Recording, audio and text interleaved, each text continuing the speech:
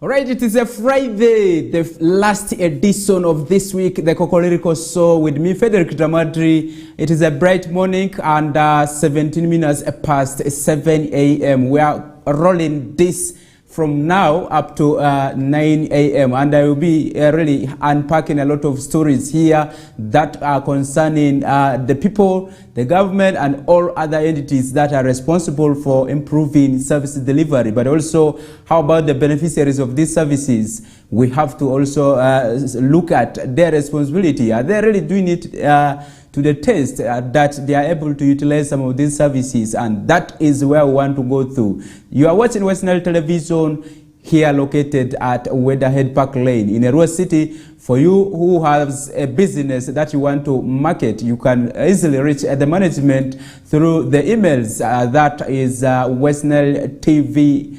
station@gmail.com. That's where you'll be able to really reach these passions. I know everyone is now technologically somehow better, okay? I would say somehow, because we have not really reached that status of saying at least we have equipped the whole nation with technology. But individually, your effort counts a lot in terms of improving your capacity, in terms of also in case you're able to afford a smartphone, in case you're able to afford a flat screen or a computer, you are well to go in terms of technological advancement. And even if you are using the button phones, these ones still have that option of accessing internet. So you should be able to do something there. Depending on the model of the phone, that's where you can be served. But also, there are so many issues that are happening within and outside. But before we go to those issues,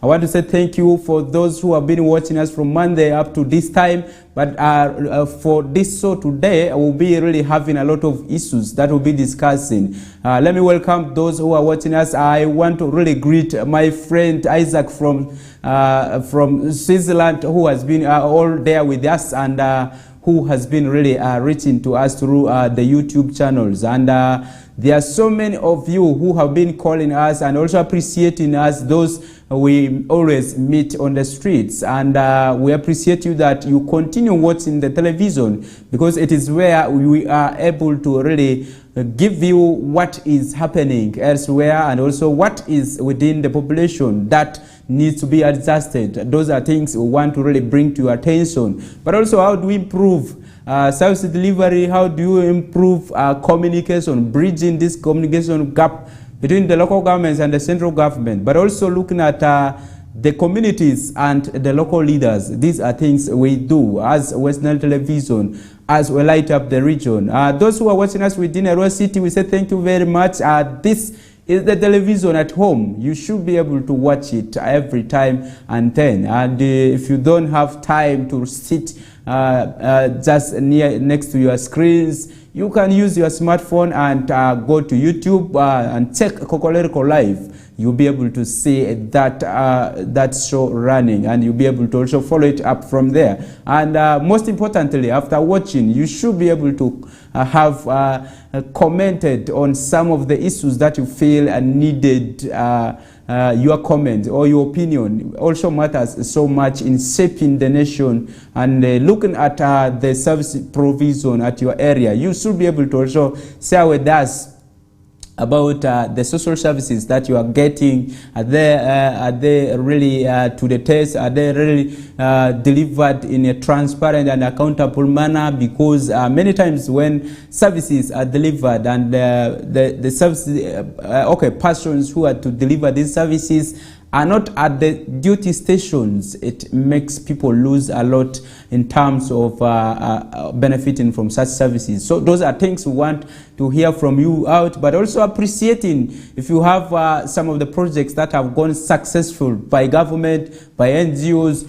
You can go to the YouTube channel and say this was done rightly, and we appreciate that. And those are things we want. And also, if there's somewhere where things are going wrong, you should be able to also raise them so that we're able to see what gaps exist in where and so on. That is very, very important. That it makes government and other stakeholders to check themselves and also improve where they have not done well. And your comments, your concerns are very, very important in addressing some of these kind of things, because there is no way that we'll be able to reach every and each person at his home, or the leaders will not be able to reach at every homestead. But this platform provided is very, very important for you to share what is happening where and how it can be done, and going to how situation is the best, because you provide solution, you provide alternatives, you provide all that you desire. Okay, in terms of delivering services, in terms of running every kind of project, it is very important, because if we just blame, it will not solve any issue. We need to also provide the alternative solutions to the challenges that we are seeing. And those who are watching us from other parts of this region, I talk about the 12 districts and the city that we have. Yesterday was the day for the release of the mock results. We show statistics of 8,374 learners who failed the pre-mock. Okay, that was set by West Nile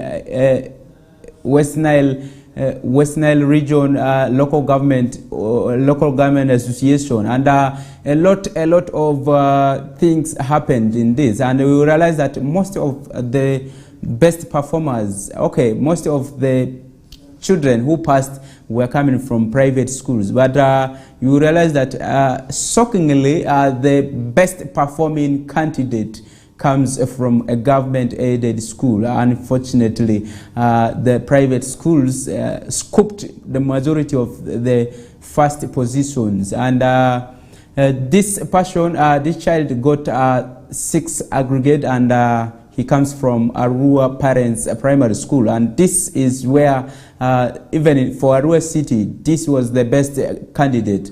Even from the regional perspective, he's the best candidate, and that means there's something that government schools can really do. If they are able to outcompete the private schools in terms of the quality of the first grade, that means government schools can still push and do something instead of backing off and waiting for results. Maybe districts to be represented by private schools in the best performing slots and so on. We can still improve services. We can still improve the quality of learning at government-aided schools. Only that we need is a cooperation from parents, teachers, and the government itself, because some of the financing comes from the government, some of the financing comes from the parents, but the biggest dedication has to come from the teachers. So that is where we have to really play a very big role in terms of ensuring that we deliver quality, in terms of ensuring that we promote the literacy that we need to have. Okay, if we want to have children who have learned something, if we want to have a society that is not going backwards, that is developing, we need to educate the learners, and the type of learning should be that one which has quality. Remember, Uganda currently is ranked 166 in terms of quality of education, and this is out of 195 countries across the world. And if you find yourself around 166, count yourself among the worst performing, because out of 190 you have just 195. That means there's a difference of 29 that you have been able to beat. 29 countries, not in Africa but across the world, 29 of them. So if we are still around there, and the top 100 we are not counted in this, that means as a country we are not doing well in terms of improving the quality of education, but also the component of learning aids in these schools is one of the critical issues that has been a gap. But also most of our teachers are using the traditional methods, using stakes instead of using the proper learning aids. You go to class, you go with the stake, you first scare the learners, who has come late, who has not this, who is this, who is this. And sometimes, worst enough is some of the teachers don't want to be transferred to far places.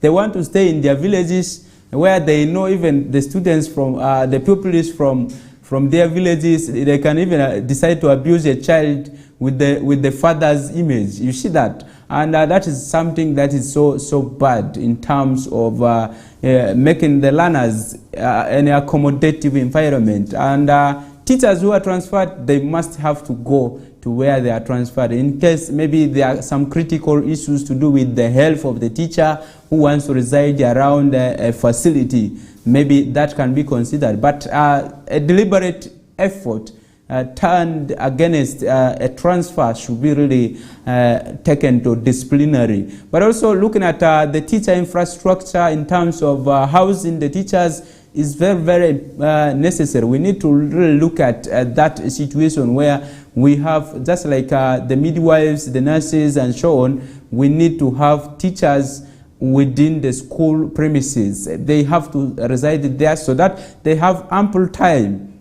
to deliver the knowledge to the learners, because sometimes teachers could wake up early to do coaching before even those normal periods, okay? But also having some time to have discussions with the learners is another important thing that a teacher has to do. And for this to happen, we need to facilitate the teachers, first of all by providing them accommodation, but also ensuring that those other things like the infrastructure of the school generally, the classroom blocks and so on, have to be catered for this teacher to really do better. But also other issues that are needed to be considered include also increasing the capitation grant. If you are paying a year a learner 14,000, this, you expect a lot of co-curricular activities to take place here.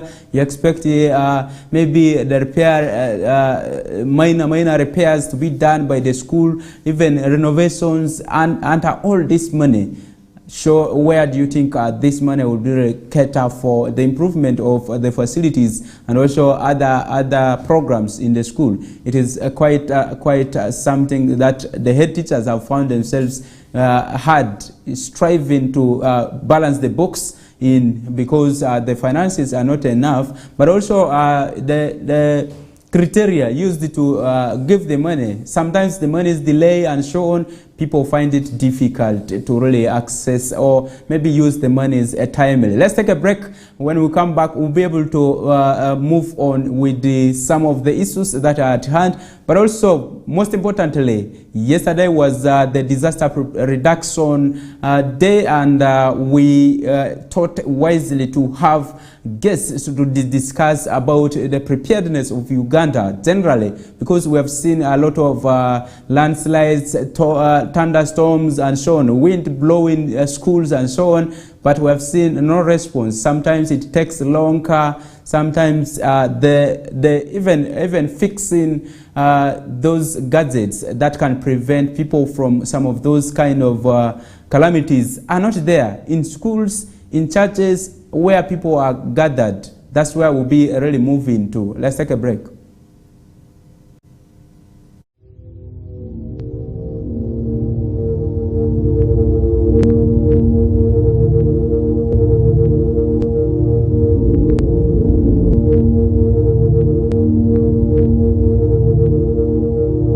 West Nile TV, lighting up the region.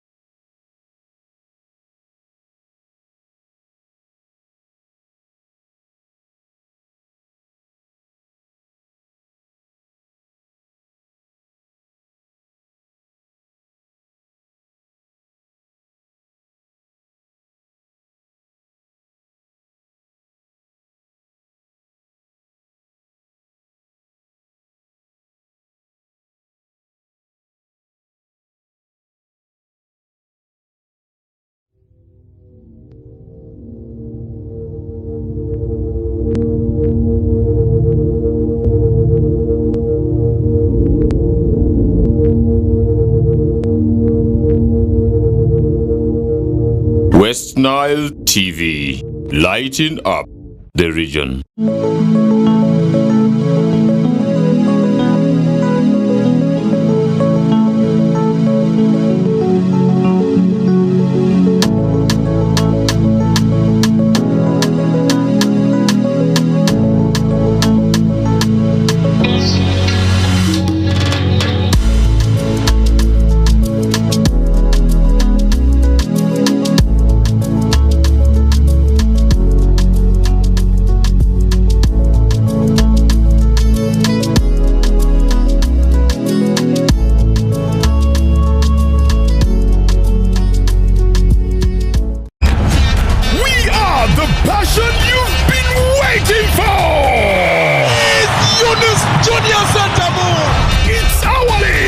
Football, our boys, our style. Start Times UPL new season starts 15th September. Go for it! What a finish from Kukume! The Ugandan flair, Brazilian samba, Portuguese magic, the night football craze. More TV games live on Senyuka Prime and Fufa TV only on Star Times. The Star Times UPL, our league. Go for it!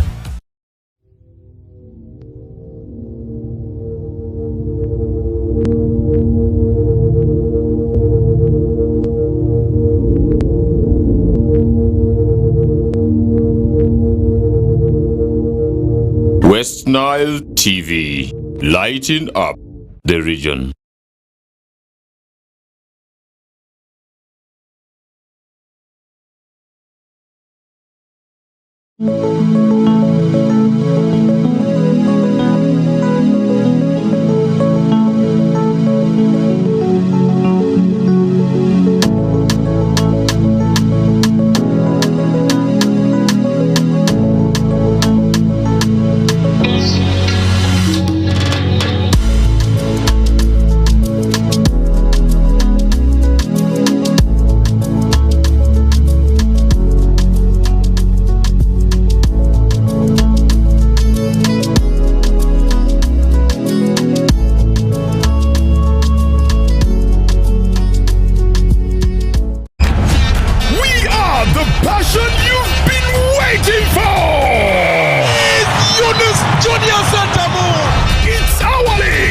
Football, our boys, our style. Star Times UPL new season starts 15th September. Go for it! What a finish from Kukume! The Ugandan flair, Brazilian samba, Portuguese magic, the night football craze. More TV games live on Senyuka Prime and Fufa TV only on Star Times. The Star Times UPL, our league.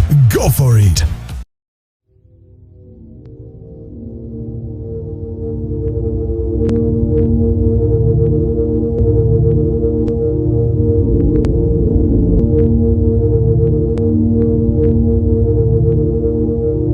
West Nile TV, lighting up the region.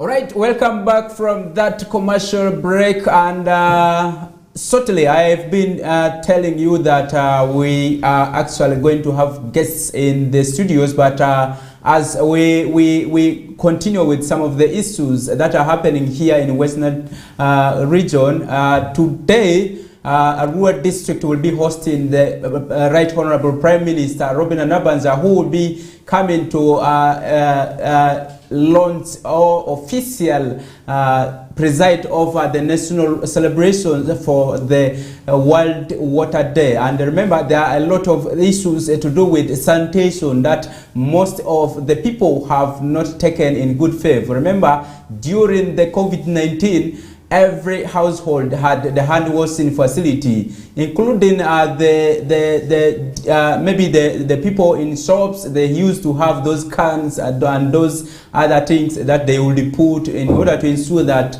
all the persons who come are able to really do the hand washing before they proceed. And this is really to make sure that they advocate and create awareness to the people in order to look at the benefit of hand washing and looking at soap as one of the cheapest and affordable way of doing the cleanness. And this is under the theme hand washing within the reach, and this can be really broken down into few other sentences that maybe you have water, you can really wash your hand immediately. Even if you want to eat food, you need to wash your hand. Even if you want to do what, you need to wash your hand. And most of the facilities and other service delivery points have really missed out from that. After the COVID-19, everyone threw out those cans that they used to put, even the sanitizers, I don't know where they have gone. And these other activities that we used to have and the showcase for cleaning and so on have disappeared on the market, and this is the day that we really need to focus on. But also looking at the safe water coverage in Western region, you realize that 47% of the water that is consumed in Western region, according to civil societies,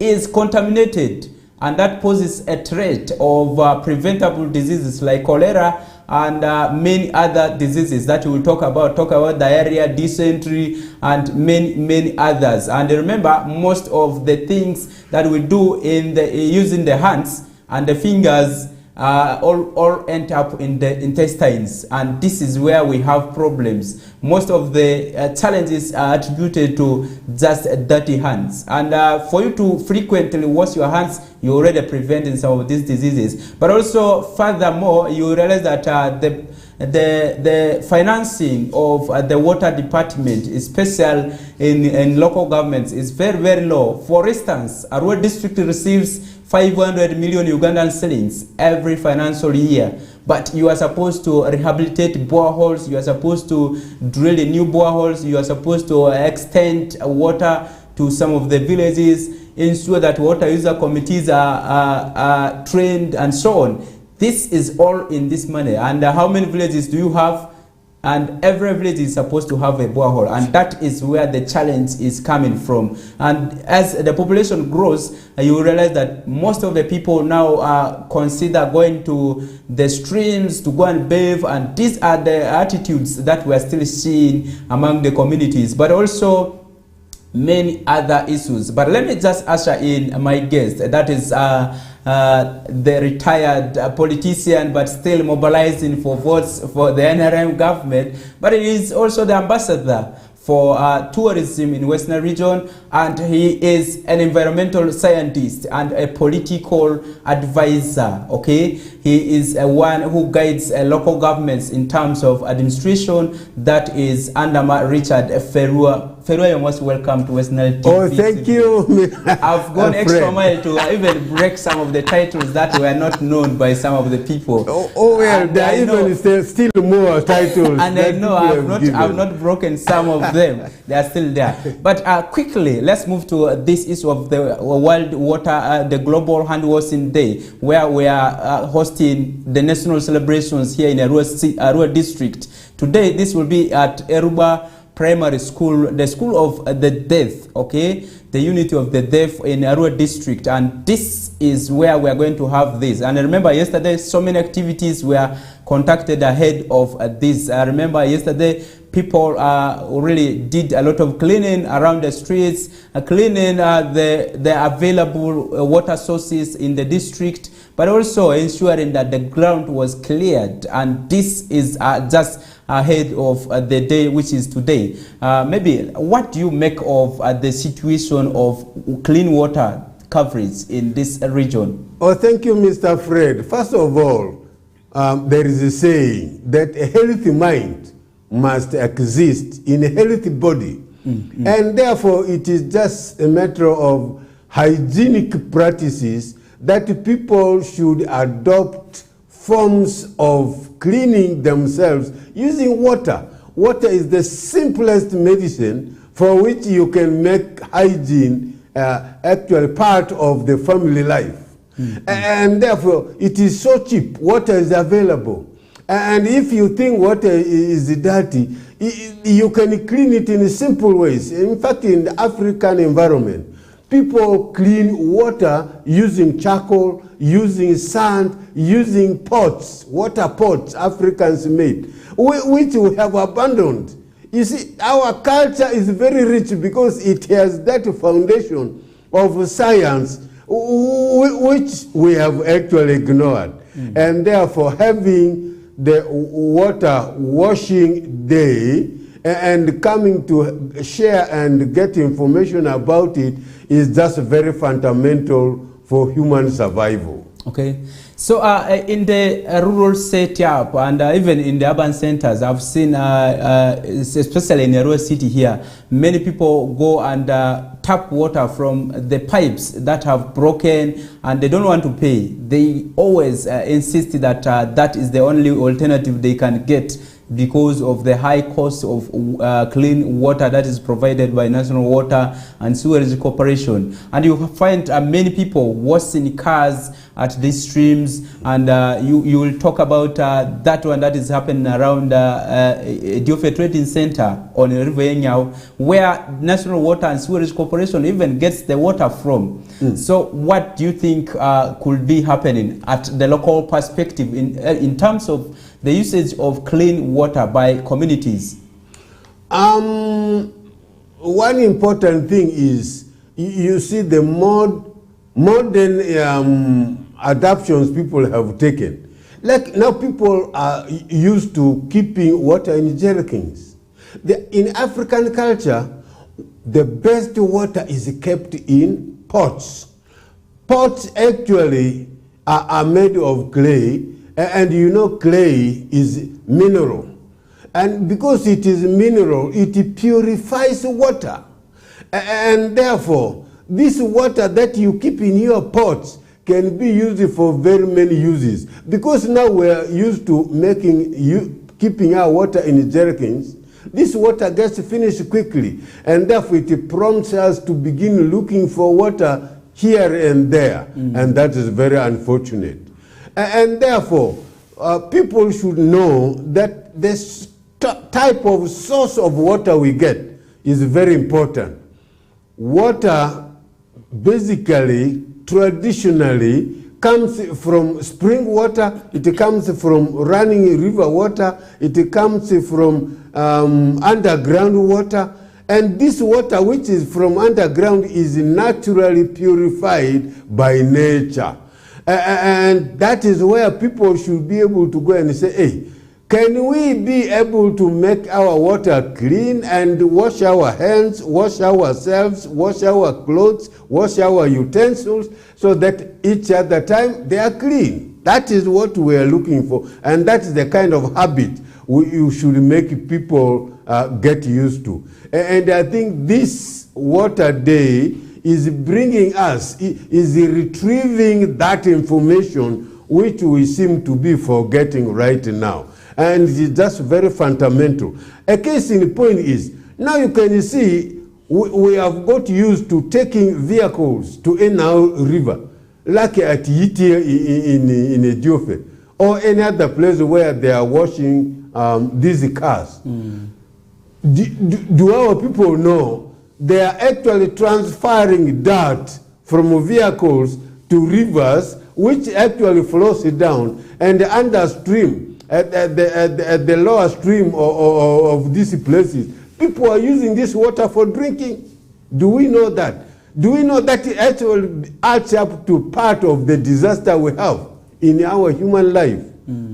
Those are issues that we will be learning on these kind of events that are going to be held in Eruba Primary School today in Arua district. Okay, many people have contributed to the contamination levels of water that we have seen. And remember, recently the civil society released a statistics of 47% of the water being contaminated, even if it is coming from the rightful source. Talk about boreholes, talk about wells, talk about springs. And most of these are consumed by the people in urban settings. And then the rural setup has the challenge of bathing in water and also open defecation. How do really people make water contaminated, and how do we deal away with this kind of uncertainties? It's very important for us to know, and again, get back to our culture. How did the people actually keep healthy environment in the past? And what is it happening today? Much as our population is rising, much as the population rises, it should be rising with education. It should be rising with the civilization. And the civilization makes us know the right things to be done in society in order to keep the environment healthy, in order to keep human beings and property healthy. And therefore, health is made at home, and therefore once it is damaged, it is repaired in the hospital. And once we know this, then you will see that we are able to keep a healthy environment right from our families. By the way, one of the fundamental things the African culture brought it from home is educating women. Women were prepared to give birth to healthy children. And they were told once a woman is pregnant, how to protect this child in the womb, how actually when the child is born, how to maintain this child in the house. That's why it takes a woman who gives birth 4 to 5 days inside alone in order to keep and protect this child from disaster, from hazard, from dangerous things. And that is what is really called health, good health. Okay, if you look at some of the issues around contamination, some issues around poor maybe preservation of water, okay, I will talk about many of them, but what are some of those practices that make some of these water sources very dirty and really people putting the lives of the people at risk of contracting these preventable diseases that I highlighted? Very many of the issues we have is poor habits of latrines. Many African homes don't have latrines, and therefore they litter the compound, they litter the environment with the feces. And these feces, when it rains, are washed into the water sources, and the waters get contaminated. We have got also discharge of food stuff. Once foods are harvested, the residue is thrown anywhere else, and therefore this accommodates bacteria which flow into our rivers, in our water sources, and they contaminate water. The rainwater itself from the ground, when there is a run of water, it contaminates water. So many things that are dirty contaminate water, and that water is recycled by taking it as drinking water, and that causes actually disease into us. And once that happens, then it causes so many diseases like diarrhea, like stomach ache, like cholera. And from these diseases, children are very vulnerable to them, and we lose our children. We lose the elderly right from the dirty environment that actually we have contaminated ourselves. And therefore, a human being is a source of contamination of our waters. Okay, so what needs to be done? Because now if we have open defecation continuously being seen as one of the agents of contamination, but also looking at some of the human activities, talk about this attitude of car washing and also machines generally into just maybe around the buffer zones of the rivers or streams that you could talk about, but also looking at some of the aspects of pollution. Talk about improper discharge of industrial waste, talk about hospital waste, and also You will talk about many others, and you realize that encroachment into the buffer zones of rivers, but also the boreholes. You find that some people even deliberately go and wash their clothes around these wells, around these springs, around these boreholes.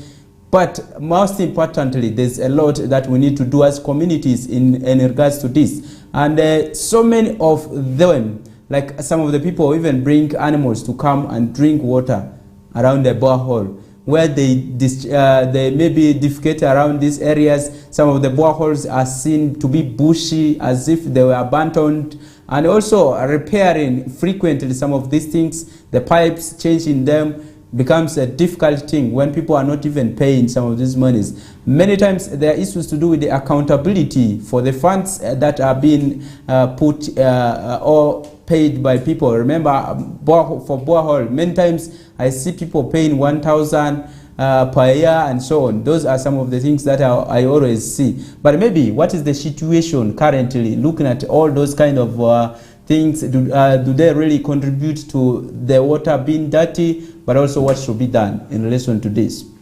It's very important to keep the environment clean and healthy.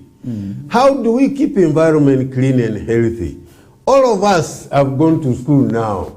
There is actually virtually very small percentage of people in West Nile who go to school. In school, we learn a lot of habits. We both learn what we will call as conventional methods of education, that is entering into classroom and then learning lessons which are designed. We also have got what we call as unconventional methods of learning. And that is, once children go to school, or students go to school, they learn, first of all, by sweeping the compound, they clean their classrooms, they clean their desks. Why are doing this? They are doing this to keep the environment clean. Whatever they learn in school should be transferred at home, in the homes, so that the homes are also maintained. And that's why in every school there are latrines. Why are there latrines in schools? This is, first of all, to keep the collection from these students in one place. And therefore the same culture should be transferred in our homes in order to be able to be educated and civilized. And therefore this does not cost a lot of money. It only costs practices. Once you practice something, you will learn to do it better. And therefore practice makes perfect. And that's why our people should be able to do certain things that are ordinary, that are actually used in the community, that are used as by individuals, like brushing our teeth. Do we really need money in order to brush teeth? In the African environment, you just go out in the environment, break a twig, and be able to chew it, and brush your teeth, and your teeth is clean. Why do we need to brush teeth? Why do we need to comb our hair? Why do we need to wash our face every morning? You see, it becomes a culture to wash the face every morning. Nobody teaches you. From home up to the university level, you will always have a culture of cleaning the face every day without being commanded by anybody. We even don't actually need money, by the way. Maybe what has gone wrong in terms of hand washing? Why is it that people have actually neglected the hand washing that was intensive during COVID-19? It is laxity. We have just relaxed some of the common things we actually know how to do. And therefore, what does this mean? This actually means every home should have a responsibility of sitting round the fire or after supper to discuss common things that are required in the family, that are required in the society, that are required in the community. in order to keep ourselves healthy. Now, once you relax from it, you think better things are outside the family, you lose the issue, you lose the points. And that's why we are relaxing from the norms we learned during COVID. And we think COVID has gone. COVID has not gone. There are so many things that look like COVID. There are common colds. There are a lot of dirty things that we need and that we actually should practice in order to keep ourselves clean. And therefore, once we do this, we avoid a lot of small diseases like a cough, like sneezing, like cold.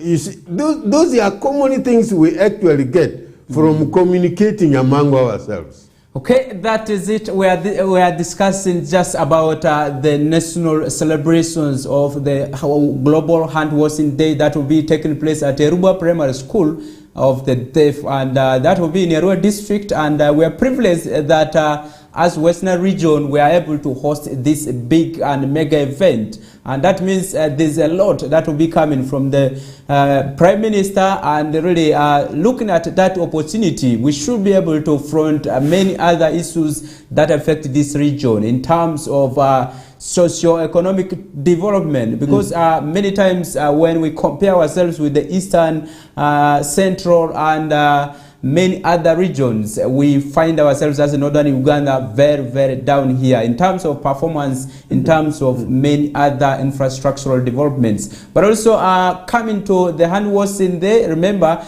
many of the households have left this hand washing. It is not in towns that we should be able to witness people washing hands. Even at your home, you should be around at your maybe at your facilities. Talk about the urinary facility, the toilets and so on. There should be a can that has water that you should be able to wash your hands. There are some children, after defecating, they come and they start eating without even washing their hand. True. Those are some of the things that can really bring a lot of diseases to our health. And also looking at some of the attitudes, we can change this attitude if we continue sensitizing people about the benefits. Remember that period of COVID, there were so meager number of people who were reporting cases of some of these preventable diseases, and that was attributed to the massive hand washing that everyone took charge of. And if we take this positively, ensuring that the sources of water are kept clean, people don't wash clothes around these boreholes, around these wells, but also the people who are in charge of maintaining these facilities and collecting the monies around maybe the boreholes, the springs and so on, should be able to use these monies to rehabilitate those kind of things. Like maybe if a pipe is leaking, they should be able to repair. If the water is coming dirty, they should be able to change those pipes and liaise with National Water and Sewerage Corporation to help them with those kind of things. It is very important to keep clean every time. Why you sign is because you have bathed yourself with the water. Why your clothes look better is because of water. Everything we do on this earth is tailored towards water, and water is the best way that we can keep health longer. And that's where we can take a break, and really we'll be coming back to dive into some of the issues with my guests inside here. Thank you.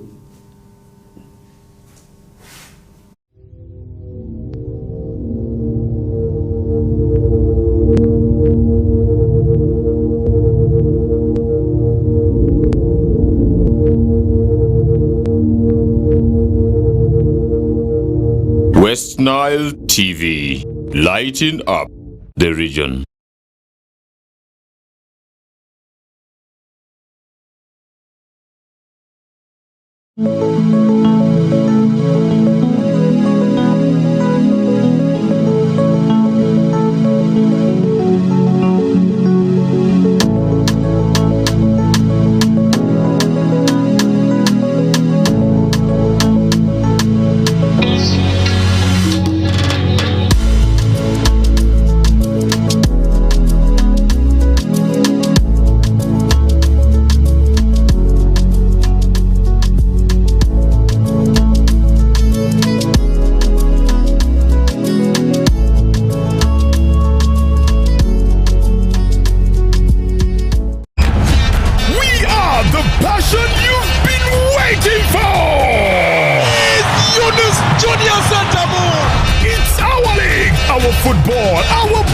our style. Star Times UPL new season starts 15th September. Go for it. What a finish from Ashraf Ukume! The Ugandan flair, Brazilian samba, Portuguese magic, the night football craze. More TV games live on Senyuka Prime and Fufa TV only on Star Times. The Star Times UPL. Our league, go for it.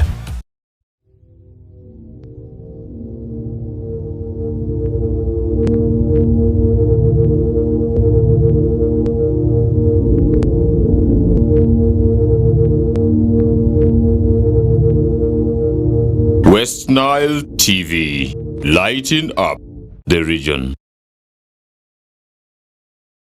All right, welcome back from that commercial break. Earlier on, we were discussing the issues to do with the Global Hand Washing Day that Uganda is commemorating this year and today, which will be at Eruba Primary School. And the chief guest will be the Right Honorable Prime Minister, that is Robin Anabanja, who will be here presiding over the event. And also, it is of good importance that we take the messages very, very keenly, but also your attendance is very important so that you get from the horse's mouth, okay? Many times people tend to sugarcoat some people's statements, but if you come there physically, you'll be able to learn a lot of things. They will be disseminating information about hand washing and also training people on roughly how to make soap, okay? Those are some of the exhibitions that will be done on that day actually at that place. So you need to rush very early in the morning now because the event is expected to start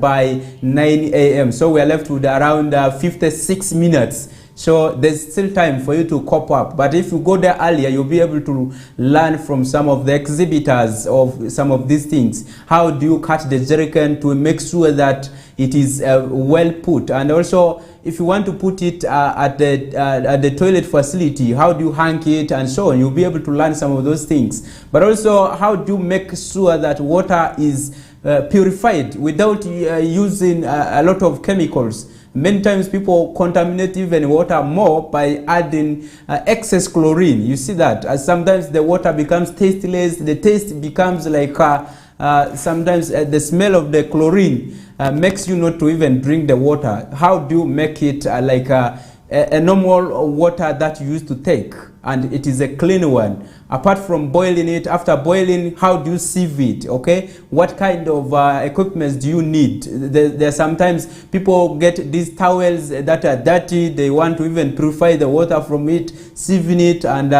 yeah, you don't know that you are even adding more contamination to the water. So some of those lessons you'll be able to learn from that kind of event. Let's move away from the Global Hand Washing Day that we are hosting here as Western Region and also Arua District in particular. Let's move to the election, actual roadmap that has been released for local council elections. That is LC1, LC2, and women council elections. And this was released yesterday by the Minister for ICT, that is Chris Baramos, yesterday, and communicated a lot of issues to do with these elections. According to the roadmap, and we'll be having the LC1 elections conducted on the 21st of November 2023. LC2 elections will be conducted on the 5th of December 2023. Women village council village elections will be conducted on the 14th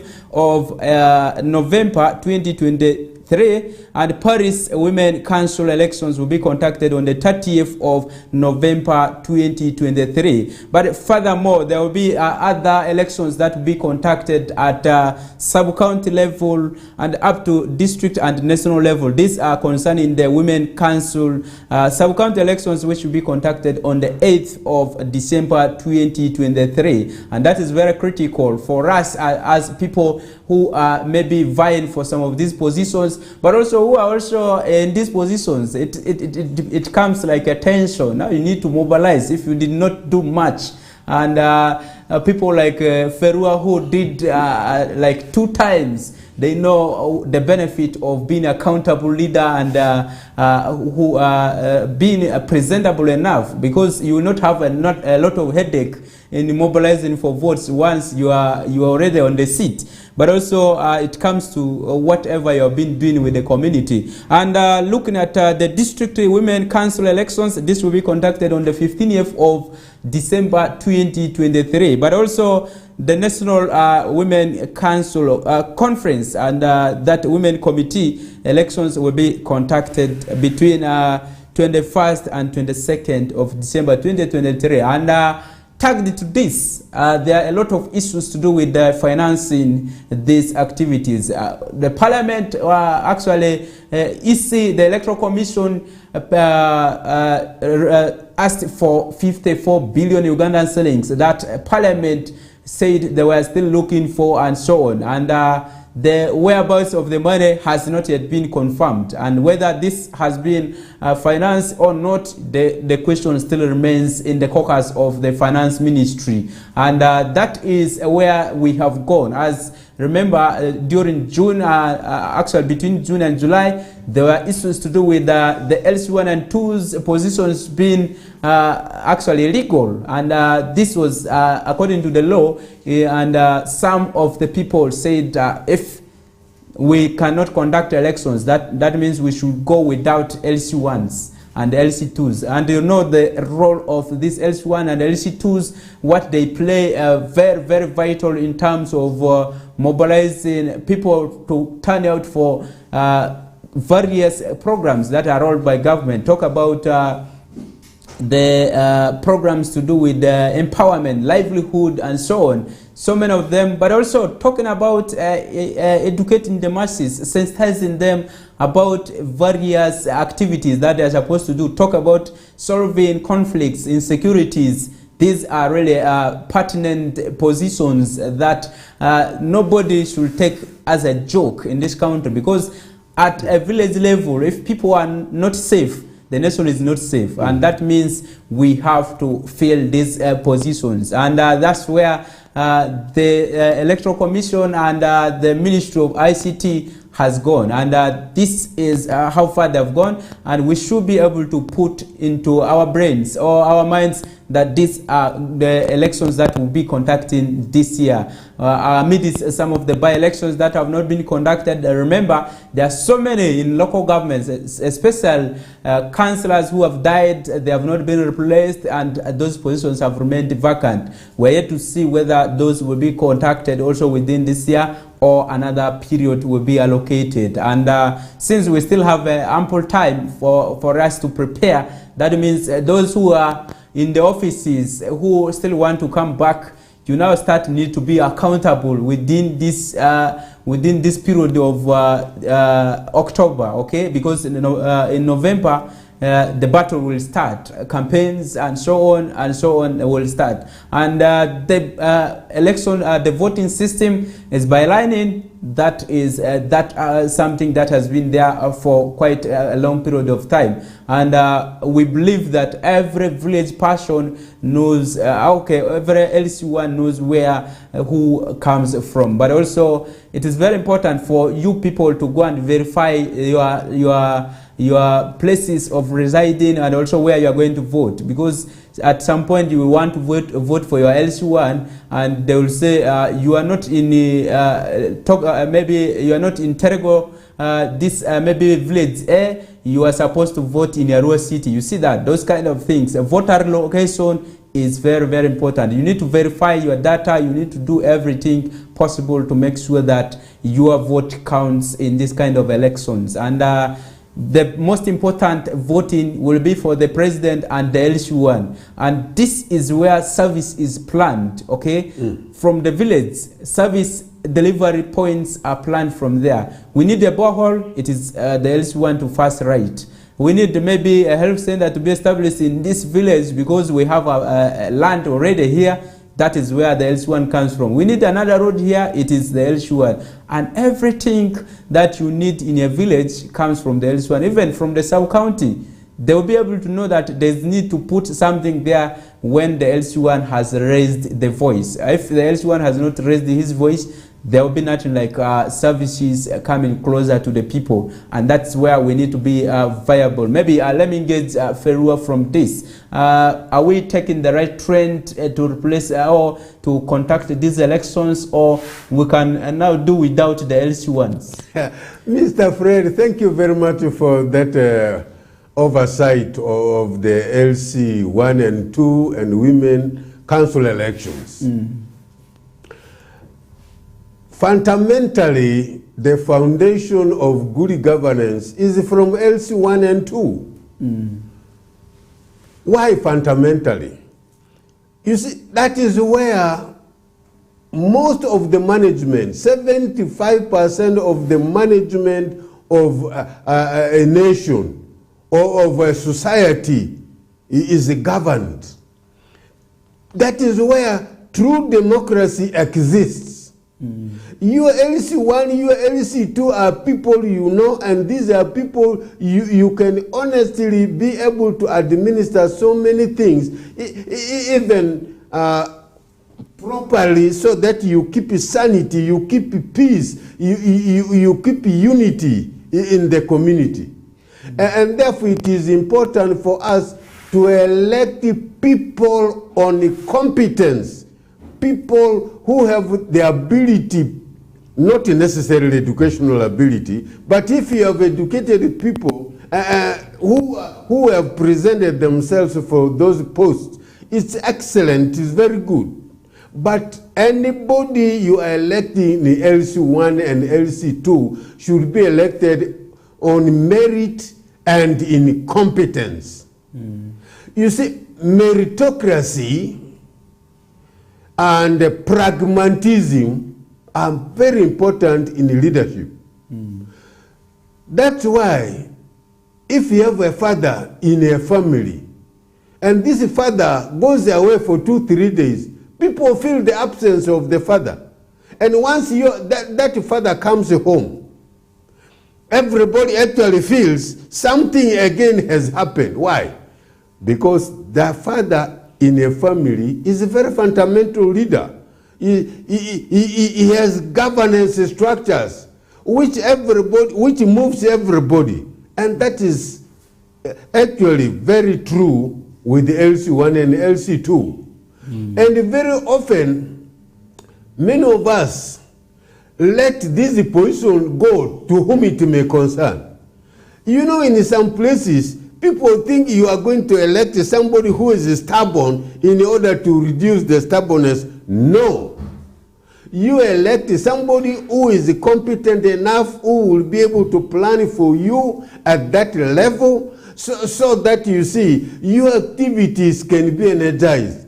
Did you know that the LC1, once he is organized, once he does the planning, he identifies resources, he is able to move with the people, he has meetings in that family. That actual LC1, that council, is likely to transform the lives of the people even better. And this has existed in many parts of West Nile, in many parts of rural district, where I was a leader. Where LC1s are strong enough, they lead their people. You find things are organized. Meetings are in time. Meetings go by what people would aspire to have in their families.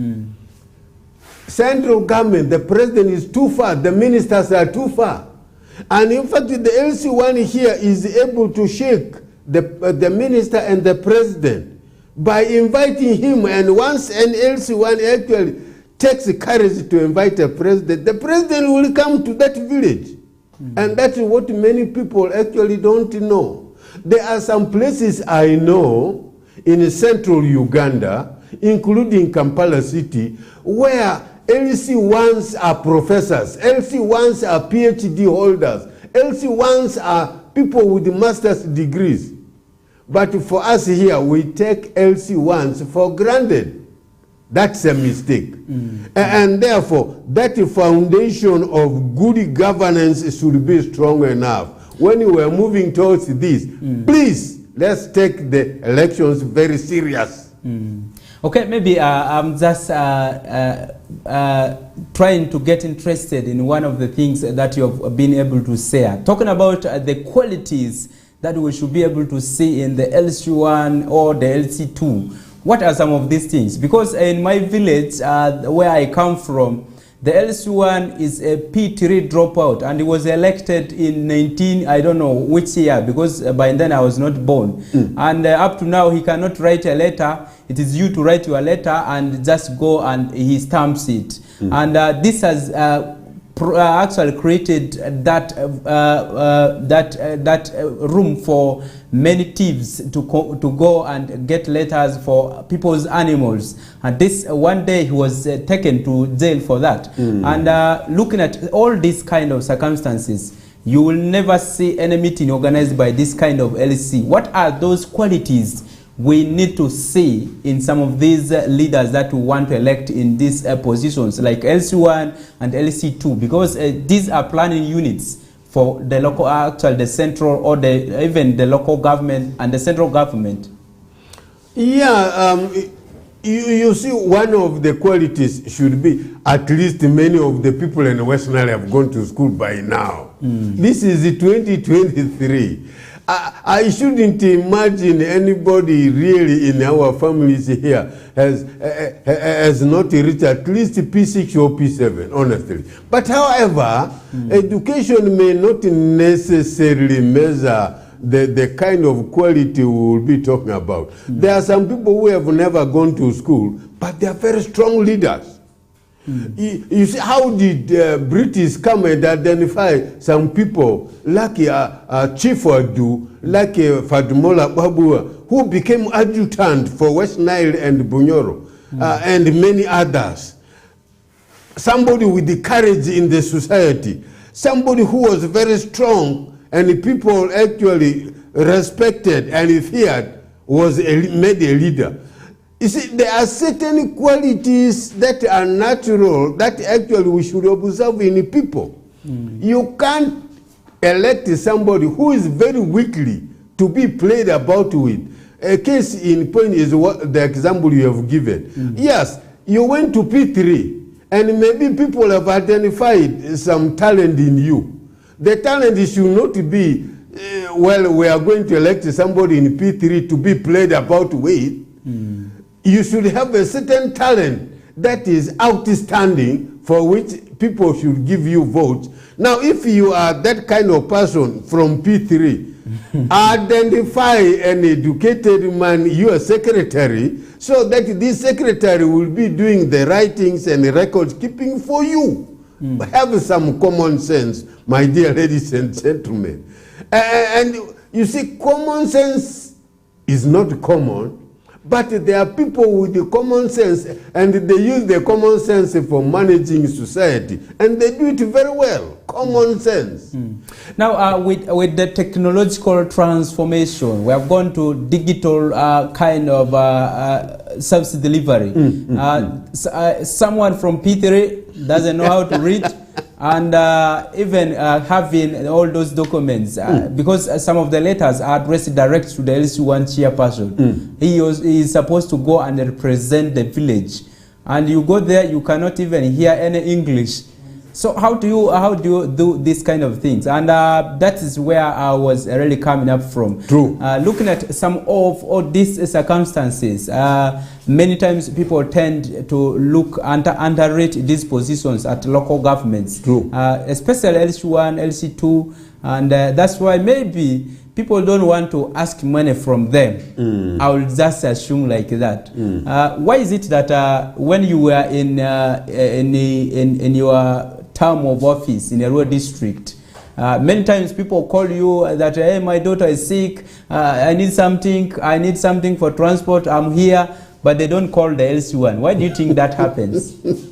Oh, yes, thank you very much. Mr. Freddy, you know, one thing is the kind of life you have adopted to manage the community. You see, people must have looked at certain qualities in me in order to give me the votes they did. And one of them in management process, in good governance, is empathy. There are people who are so desperate that they will need assistance of their leaders. Not all the time, but when it is crucial for them to help them at that time, once they come to you, you will be able to do that out of your goodwill, out of empathy for that kind of person who comes for this help. But the others who make it a point to be almost begging in the doors of the LC5, of the mayor, all the time, I think this is unacceptable. Our people should be able to know that be self-reliant, be able to do things for yourselves. Is it not the leaders who are making these people have all this thinking that it's okay, if I go there, he's going to give me?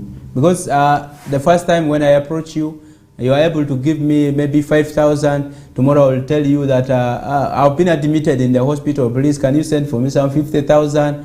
And this has put many of the leaders not to perform whatever they are supposed to do in terms of the positions they are holding and so on. The wrong habit. It is the leaders who are really tailoring the minds of the people. Absolutely. A wrong habit. Now, when you tailor the minds of people and drive it towards begging, leaders will actually use you as a begging facility. And therefore you will get into trouble. A chairman of a district, a mayor, does not have any money extra to distribute it to people freely. People must work for themselves. And once you work for themselves, actually you know that you are a man or a woman. Unless you are in a desperate, difficult situation, of course, which anybody will understand, that you need actual help. Otherwise, it's here that the government is trying to motivate people with the programs like a Paris development model in order to sustain and transform people's lives, to help their families and to help themselves. And that should actually get right into the minds of people. And that's why we are saying elections should be based on merit. Elections should be based on people who are pragmatic. Pragmatic means practical and be able to do things for yourselves. Elections should be for people with integrity. Meritocracy, pragmatism, and integrity are three key things that our people should look at when they are now going to give votes to LC1, LC2, Women Council, MPs, chairpersons, councillors, whoever needs actually leadership position. Meritocracy, pragmatism, and integrity. Once we miss this, then we are going to elect anybody who becomes a headache to us, who becomes a disaster to us, who becomes a placeholder. A placeholder is like a zero. A zero is a placeholder. Okay, that is it, and we are just discussing the recently released roadmap for LC1 and LC2 elections, and this is where we want to really draw the attention of the viewer, and you should be able to understand that these positions are very critical. If we cannot fill them with competent persons, we will miss out on service delivery, and access to better services will be limited. And looking at some of the issues that these persons in the positions handle, they are very, very critical. Talk about security, talk about food, talk about sanitation, environment, talk about many other issues. Where you want to access any of the services, you have to pass through these persons. But also even mediating some of the conflicts. There are some people who are all the time the bulls that roam in this kind of villages, the cock that calls every evening after drinking. these are some of the characters that we see in the villages. There are people who are always there quarreling, talking a lot of, and you want every village member to listen to it. And those are the duties that LC1s really preside over. But also some of the conflicts, they are the ones forwarding the cases up front. And that makes resolution of courts and so on very, very easy. Because without the stamp of this LC1, who understood what was happening on ground, without him attesting to whatever has happened in his village, there will be no judge that can rule a case. There will be no consideration from any ministry that maybe this percentage of the money should go to that village, okay?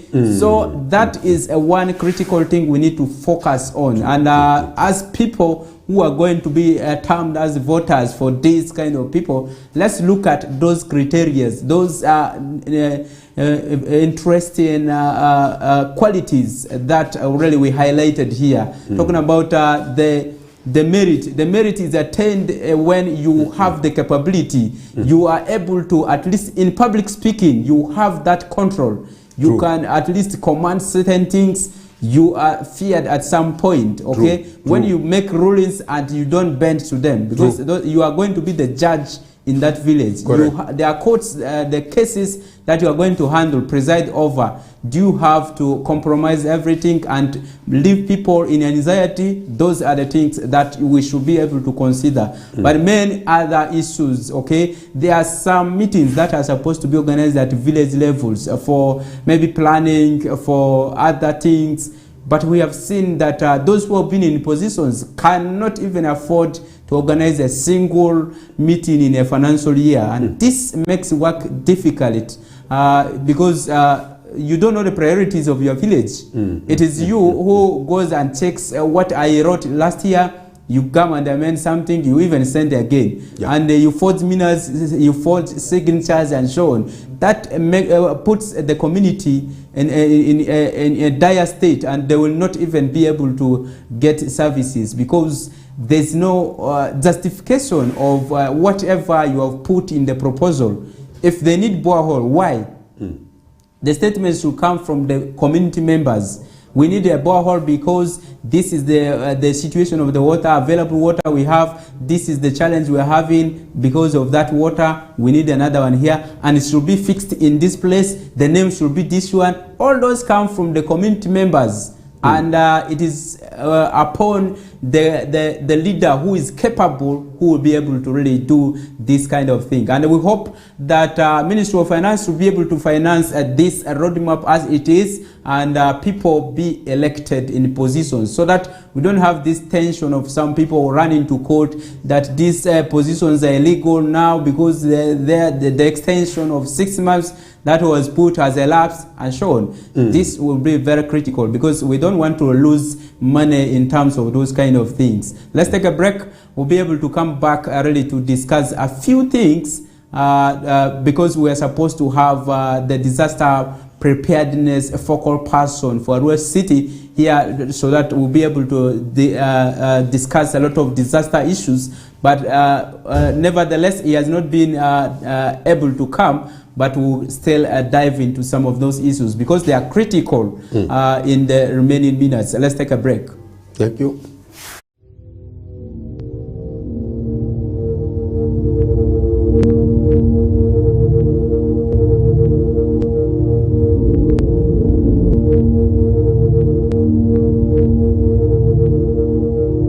West Nile TV, lighting up the region.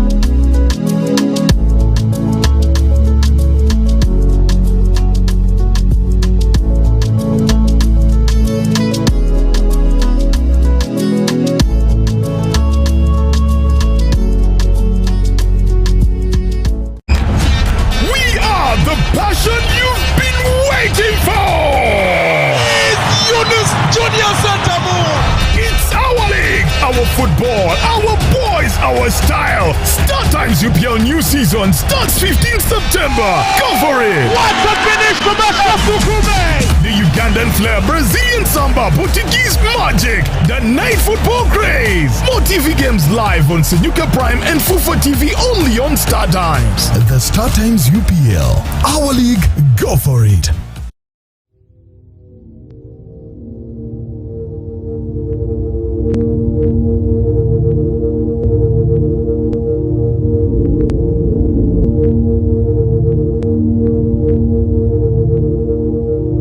West Nile TV, lighting up the region.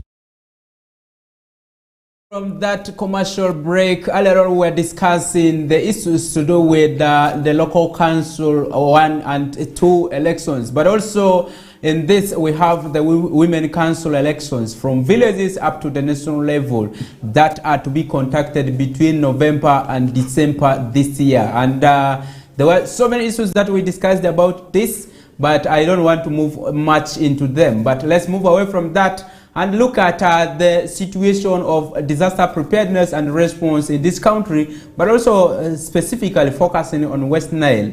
There are so many calamities that happen each and every year. And for instance, I'll start from Pakwach, where we always have overflooding on Karuma Bridge. That is always happening periodically.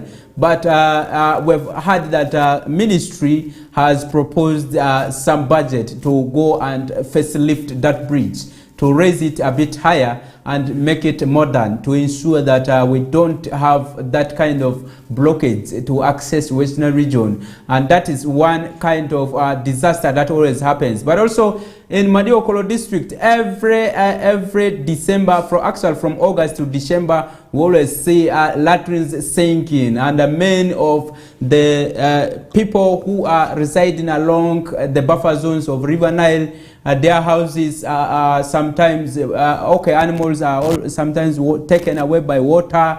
Sometimes some people get drowned because their buildings are submerged into the water. But also we have this kind of situation where sometimes it rains heavily, and you will realize that many times some of the structures that we have, because of their dilapidated state, they tend to collapse. Some of them are deroofed by wind and so on. But also we have these hailstorms that come and destroy people's crops annually. We register these cases. The recent one was in Nebi district, where hailstone destroyed a lot of food crops in the gardens, and also animals were killed in that situation. That was recently around June here. And there are so many other issues that happen. We have been seeing that many times in Paranga, in Marasa district, there are always every year reports of houses burning, and you don't know the genesis of the fire, where it is coming from, you don't know. But many times you find in that community houses burning each and every year. These are some of the things that we are talking about, and many others. Floods are there, and many other things. What is the situation in the region? What is the national situation? We have the disaster preparedness committees and response committees that we have in every local government. Talk about the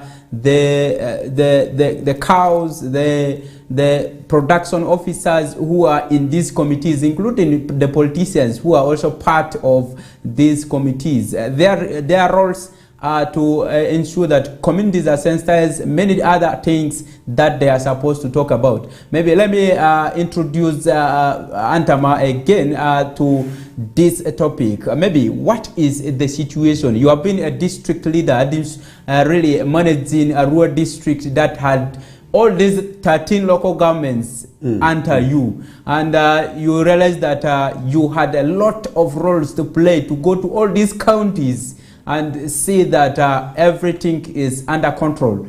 How were you doing the disaster management at that point, but also response to the situations that were happening that period between, was it 2005?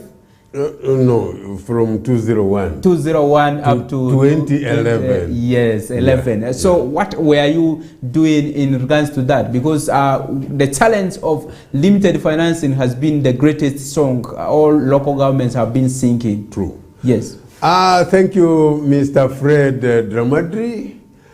My people of West Nile, what is disaster? Disaster is a dangerous occurrence to life and property. It's a dangerous occurrence to life and property. Now, what is it that we are going to talk about when we are talking about the dangerous life to property and life? There are common similar words that people use at one time or another. You can call disaster hazard, you can call disaster risk, you can call disaster vulnerability, you can call disaster conflict, because it is dangerous. A risk, conflict, vulnerability, you see. Now, disasters are natural and or man-made. Which disasters are natural? We have disasters like lightning, we have disasters like earthquakes, we have disasters like landslides and mudslides, we have disasters like drought, like floods you are talking about, like fire.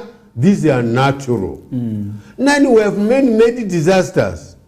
These disasters are disasters like accidents, road traffic accidents. We have disasters like consuming drugs, bangi, marungi, even medicine. There are some people who overdose themselves with medicine. Those are all disasters. Okay, looking at all this that you have highlighted, we may not go much into the theory. No. How practically were you able to do this? Because you had a very large place to rule, and also your territory was so wide that you had a few staff that could really do this kind of thing. With the little resources, how were you able to respond to some of these things? If you can cite some of the examples of the disaster that you responded to in this region. One of the things we did in the region, in fact, as a district chairperson of Greater Arua, was to establish disaster committee. And this disaster committee was from a general committee called events committee. Because we knew the district was very large, it actually required certain actions to be taken very swiftly once disasters will occur. Because you see, in disaster preparedness, what are you looking at? You are looking at preparing for the disasters that you know will always come. You know that lightning at any other given time is going to strike, but you don't know when. You know that there is going to be a road accident, but you don't know when. And therefore you must keep a committee that is prepared. And we have also to train people to prevent disaster at various levels, at individual levels, at family levels, at institutional levels, at school levels, you know, at local government levels. This is where you have to get ready for disaster, to prevent it. And the third thing, you know, we were able to do was to respond to when disaster happens. The district will be made ready to respond. Schools would also be made ready to respond. Families must also be made ready to respond. And again, drivers and people who are using vehicles must be ready to respond.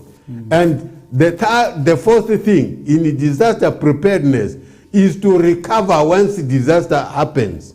So for us, we had people. Now, I'm able to name some of the people who were leaders. Yes.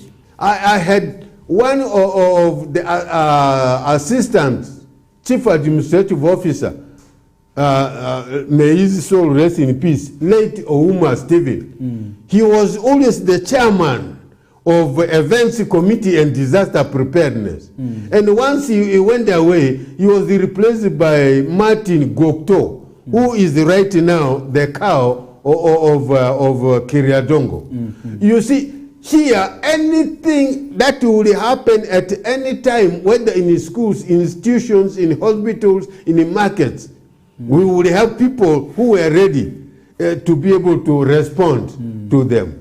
Despite the meager resources we had. Okay, that is where I want to come from. And how much was really the budget to manage that committee and also respond to some of these eventualities that come?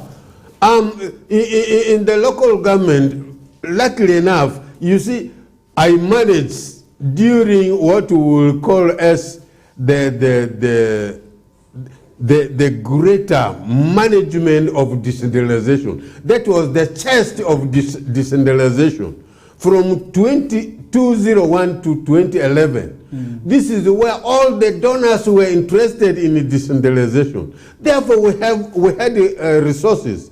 We would budget for actually disaster preparedness because we knew the district was huge.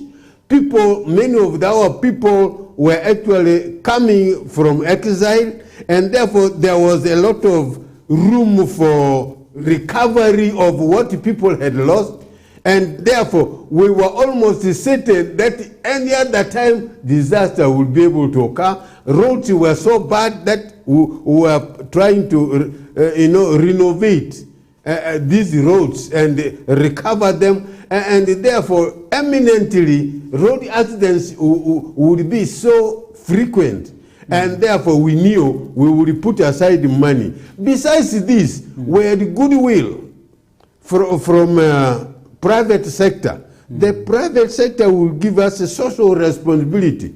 We had companies here that will be able to put to us their buses for response for disaster. We had buses, we had trucks that will be given to the district to actually respond to disaster. And therefore, we had very good will and good cooperation with all the stakeholders that actually worked in the district. And okay, that's how we managed. Yes, Uganda currently is experiencing donor fatigue, and we have seen a lot of donors withdrawing their support. Are we tapping it rightly in terms of management of disaster currently with the little resources that we have as a country? Thank you very much for that. And in fact, that is why our people should treat disaster as one of the priorities of management of organizations. Because you are very sure you live in properties like houses. At any other time, a house can catch fire and burn. And therefore, you should get ready. And that's why in all houses, there should be fumigation. And I don't know if you agree with me.